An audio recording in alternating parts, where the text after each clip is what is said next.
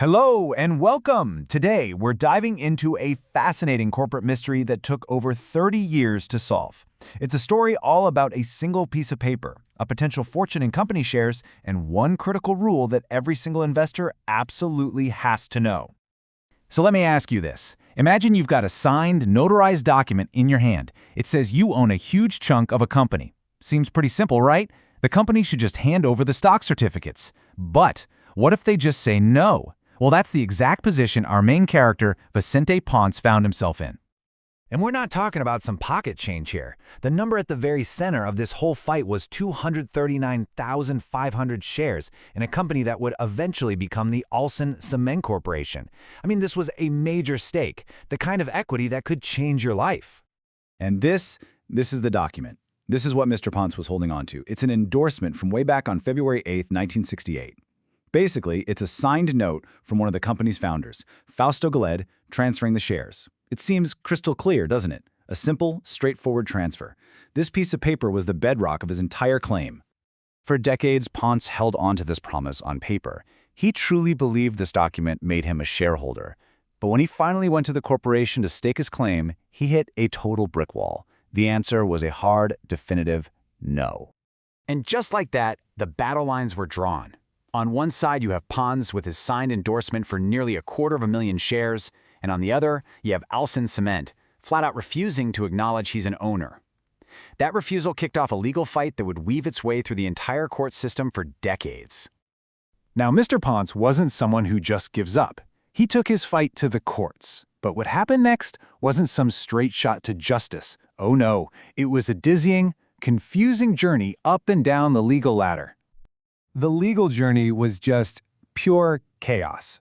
Okay, so first, a hearing officer at the Securities and Exchange Commission dismisses his case. He loses. So he appeals to the full SEC Commission, the en banc, and guess what? They reverse it. He wins. But then, Alsons Cement takes it to the Court of Appeals, and they reverse the SEC. He loses. Again. Can you imagine the emotional whiplash of all that? With the lower courts in total disagreement, there was only one place left to go for a final binding answer. The Supreme Court. Everything, all those shares, the decades of waiting, it all came down to this single final decision.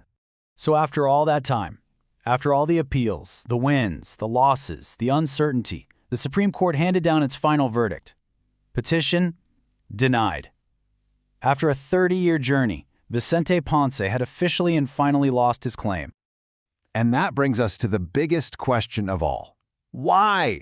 How could a signed document from 1968 be basically worthless in the eyes of the highest court in the land? What legal principle could possibly be so powerful that it just overrides a direct, signed transfer of ownership? Well, here it is. The answer is hidden in this one sentence from the Corporation Code.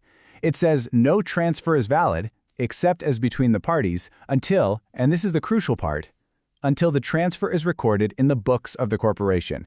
That phrase isn't just a friendly suggestion, it's the absolute rule that decided this entire case. That phrase, the books of the corporation, that's the key to this whole thing. It points to a concept that is way more important than any private agreement or signed piece of paper. It's what we call the single source of truth for who owns what in a company. And this is that book, the Stock and Transfer Book. This thing is everything. It's the official, legally binding record of who owns the company. Look, if your name isn't in this specific book as a shareholder, then as far as the corporation and the law are concerned, you are not a shareholder, period. So this brings up two different kinds of validity. That 1968 endorsement, it was perfectly valid between Ponce and Guide. It was a totally legit private contract. If Guy was still around, Ponce could probably sue him. But for that agreement to be valid against the corporation, to actually force them to recognize him and issue stock certificates, that transfer had to be recorded in their official books. And it never, ever was. Here's an easy way to think about it. It's like buying a house. You can have a signed contract with the seller, you can shake hands, you can even pay them the money. But until you go down to the official government registry and get your name put on the title, you don't legally own that house in the eyes of the world. The Stock and Transfer Book, it's the corporation's version of that official registry. So what's the big lesson here? After watching Vicente Ponce's 30-year struggle, How do we turn this cautionary tale into a golden rule for anyone who's ever thinking about buying or selling shares in a company? Here's your checklist, your game plan for making sure your ownership is official. Step 1. Make sure the person selling you the shares is actually listed as the owner in the corporate books. Step 2. Get a formal deed of assignment signed. But here's the most important step, the one that was missed in our story. You must request that the corporate secretary records the transfer in the stock and transfer book. Only after that happens can you legally expect the company to issue a new stock certificate with your name on it.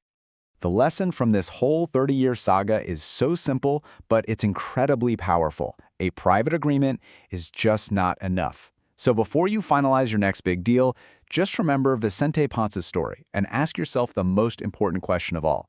Is my name going to be in the right book? Thanks for joining me.